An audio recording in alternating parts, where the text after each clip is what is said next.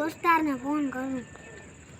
ટીલીલીટ ટીલીલીટ ટીલીલીટ ટીલીલીટ ટીલીલીટ ટીલીલીટ. હાલો હાલો, કેવા મારું એક્સિડન્ટ થઈ ગયું.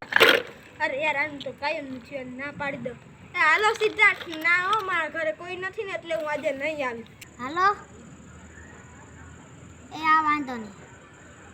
હાલો અમારા બીજા દોસ્તારને ફોન કરું.